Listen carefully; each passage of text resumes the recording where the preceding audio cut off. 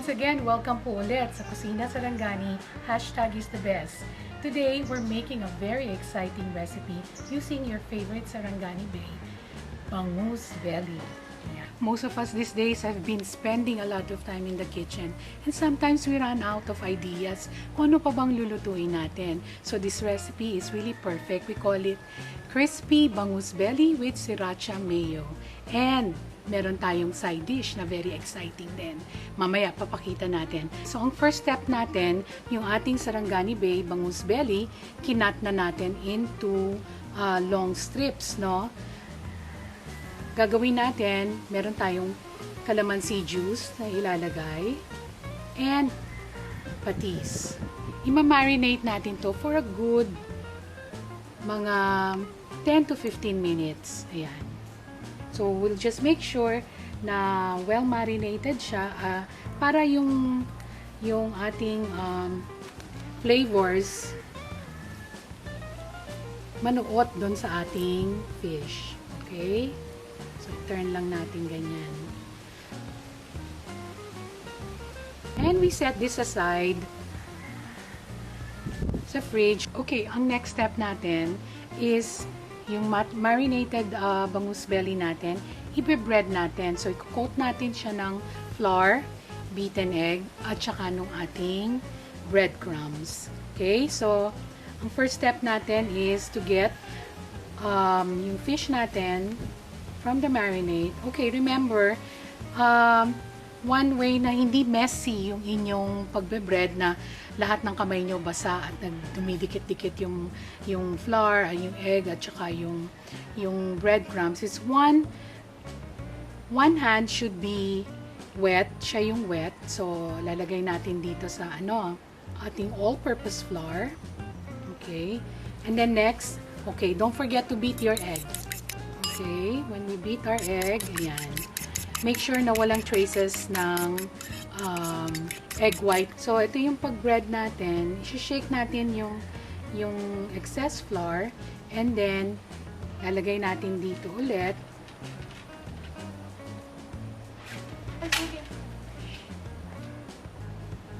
Okay. So, i-dip lang natin ng mabuti yung ating fish. And then, ang next step natin, make sure that your other hand is dry, is to roll it dito sa ating breadcrumb. So, alisin mo na yung kabila mong kamay and then ilagay natin dito sa bowl of breadcrumbs. Make sure ipat niyong mabuti para well breaded yung ating fish. Okay. This side, even dun sa mga gilid, no? Okay, make sure na mag-stick yung ating breadcrumbs, no? Ipapat nyo lang lightly para dumikit siya. Okay? All the sides, pati yung gilid. Yan. And ilalagay na natin siya dito. Okay? And this is actually ready to fry. I've made some in advance already para diretso frying na tayo.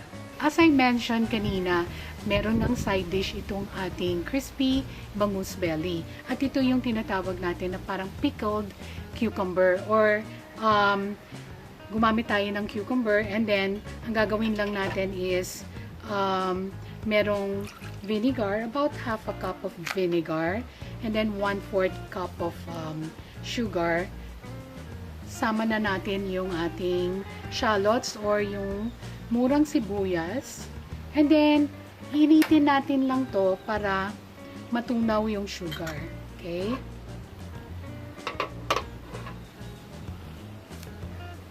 Pag natunaw yung sugar, ready na siya, ipo-pour lang natin over dito sa ating mga pepino.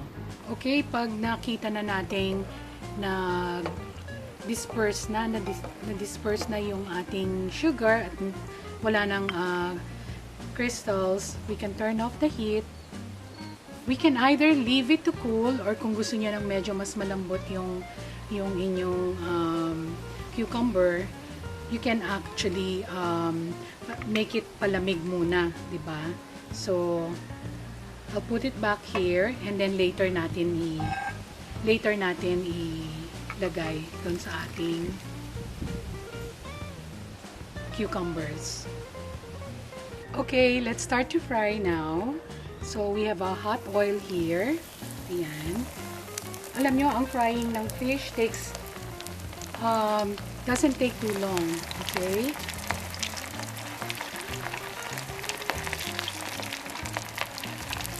Okay. So, this will fry for about 2 to 3 minutes maximum.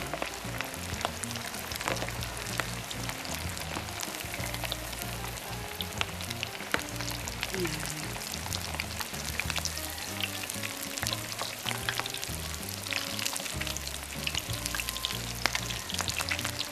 This is what we're looking for, actually, a very golden brown color.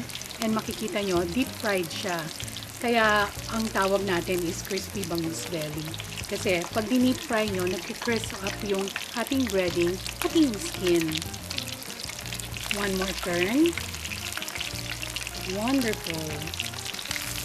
It's just very wonderful. Okay, so this is what we're looking for. So, we set this aside on a plate, and then gagawin na natin yung ating Sriracha mayo.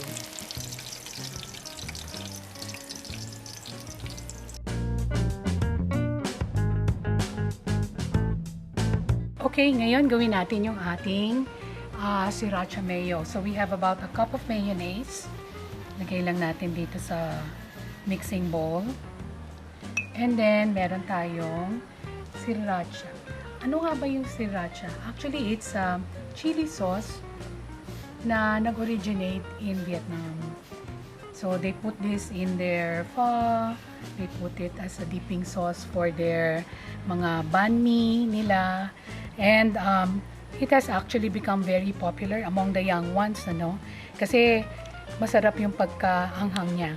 And then, we add in our spring onion. Okay? So, ito yung magiging sauce na i-drizzle natin doon sa ating crispy bangus belly. Ayan. So, very attractive ang color niya. Lalo na sa bata. Pero kung i-taste nyo lang, kung medyo masyado kayong naaangangan or you find it too spicy, you can lessen the sriracha.